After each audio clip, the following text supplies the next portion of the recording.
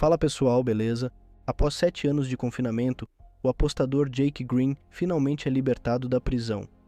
2 anos depois, ele e seu irmão Billy vão a um dos cassinos mais importantes da região com a intenção de recuperar o dinheiro que lhes é devido pelo dono, o chefão do crime Dorothy Masha. Ignorando o conselho de seu guarda-costas Paul, Masha permite que Jake participe de seu jogo particular. No caminho, Jake hesita em pegar o elevador por causa de sua claustrofobia, mas os outros guarda-costas o lembram de que eles teriam que subir 20 andares, então ele cede e pega o elevador, lutando contra um ataque de pânico. A primeira aposta de Jake é em um lance de ficha contra outro jogador na mesa, que ele perde. Mas isso é de propósito. Ele está manipulando Meitha para que ele sinta uma falsa sensação de segurança, de modo que quando ele faz a mesma aposta, Jake vence desta vez. Billy e Jake se apressam para sair do cassino com suas sacolas cheias de dinheiro, e no caminho para fora são parados por Zack, que lhes diz que estão em perigo e que ele pode ajudá-los, antes de entregar um cartão a Jake. Desta vez, Jake decide descer as escadas, mas antes que ele possa descer um degrau, ele desmaia e cai enquanto o cartão revela a mensagem "Pegue o elevador". Enquanto Jake é levado às pressas para o hospital, Meitha expressa suas preocupações a Paul. Ele teme que Jake queira uma vingança maior após 7 anos na prisão, especialmente depois do incidente com sua cunhada, então Meitha ordena que Paul contrate o melhor assassino do ramo para se livrar dele. No hospital, Jake é informado de que não foi encontrada nenhuma causa para o desmaio à primeira vista, então ele deve ir para casa e descansar enquanto aguarda os resultados dos exames de sangue. Billy vai para sua própria casa, enquanto Jake leva os guarda-costas para proteção, mas todos são baleados assim que chegam. A única razão pela qual ele consegue se esquivar é que ele encontra um cartão no chão que diz "Pegue isto". Ele tenta escapar em seu carro, mas o motorista também é baleado. Felizmente, Zack chega a tempo de salvá-lo e levá-lo embora. O assassino, Sorter, não consegue entender como errou, já que ele nunca erra e teoriza que alguém deve ter avisado Jake. No entanto, o que ele diz a Masha quando é repreendido que ele errou porque teve um mau pressentimento. Enquanto isso, Zack leva Jake para conhecer seu parceiro, Avi, que de alguma forma conseguiu ter acesso ao prontuário médico de Jake. Os resultados dos exames chegaram. Jake tem uma doença rara no sangue que causará sua morte em 3 dias. Os homens oferecem a proteção deles a Jake em troca de 2 condições, que não são negociáveis. Ele deve entregar todo o seu dinheiro a eles e fazer tudo o que pedirem, incluindo responder a qualquer pergunta. Eles lhe dão 3 horas para decidir, mas Jake sai sem dizer uma palavra, convencido de que estão tentando enganá-lo. Os resultados que ele recebe no hospital são os mesmos, mas Jake mais uma vez pensa que o laboratório deve ter sido pago por Zack e Avi. Então ele busca uma segunda opinião de seu médico particular, que também lhe dá o mesmo diagnóstico. Depois de ameaçar o médico com uma arma para garantir que ele também não esteja sendo pago, Jake admite que não tem escolha, e após retirar dinheiro do banco, volta para aceitar o acordo dos homens. Enquanto saem para um passeio, Avi explica que eles são agiotas, e será o dinheiro de Jake que eles emprestarão. Depois de visitar o primeiro cliente para deixar o dinheiro, Avi exige que Jake conte tudo sobre sua história com Masha. Masha costumava ter 3 homens muito estúpidos trabalhando para ele, chamados de os 3 Eds. Eles perderam o homem das cartas antes de um grande jogo e sabiam que Jake era um bom jogador, então o chamaram para substituí-lo. Jake queria recusar, mas eles ameaçaram a família de Billy, então ele teve que aceitar para protegê-los. Durante o jogo, no entanto, os outros homens na mesa começaram a insultar Jake e sua mãe. Jake não aceitaria isso, então começou um tiroteio. A energia foi cortada, o dinheiro desapareceu, e na próxima coisa que ele soube, alguém mencionou seu nome e Jake estava sendo interrogado pela polícia.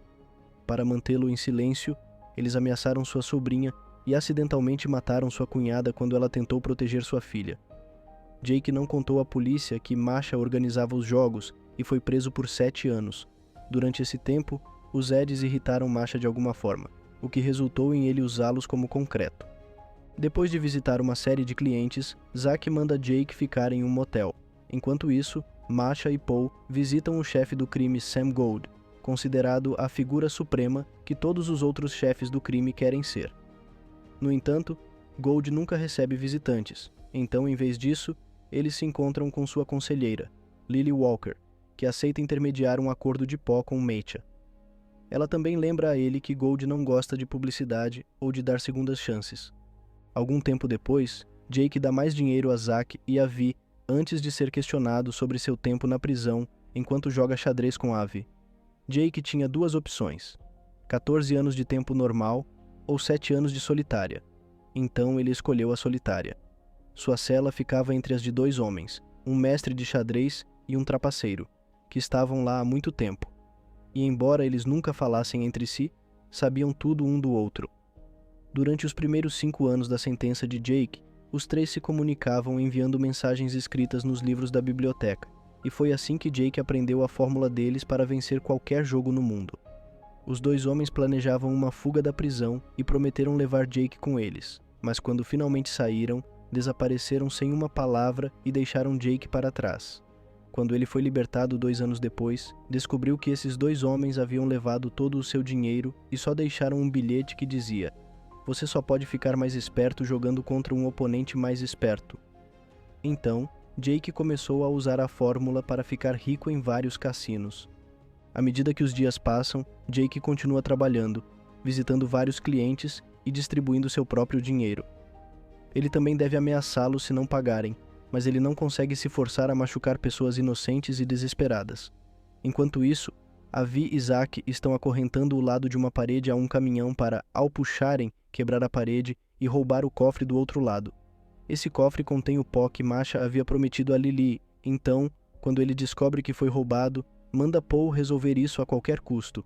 Paul vai ver seu rival, o chefe da tríade Lord John, que aceita fornecer-lhes o pó em tão pouco tempo, mas apenas por um preço superinflacionado. Jake, Zack, Avi e sua equipe vão ao hotel onde a troca ocorrerá. Eles se esgueiram para um quarto ao lado dos capangas para fazer um buraco na parede e injetar gás sonífero, colocando tanto os homens de Matcha quanto os de John para dormir. Depois, eles roubam o dinheiro e o pó, armando para que pareça que foi Matcha quem roubou John e vice-versa. Algum tempo depois, Jake recebe uma ligação de Billy, que lhe diz que andou perguntando por aí, e descobriu que Zack e Avi são tão perigosos que nem mesmo Gold mexeria com eles. Então Jake deveria sair de lá. Jake não escuta e volta ao trabalho. Jake é esperado para atirar em um cliente assustado, mas ele se recusa e tenta atirar em Avi em vez disso, só para perceber que a arma está vazia antes de Avi nocauteá-lo. Jake acorda horas depois no motel e recebe uma ligação de Avi, dizendo que ele sobreviveu ao seu 3º dia e deveria fazer um check-up.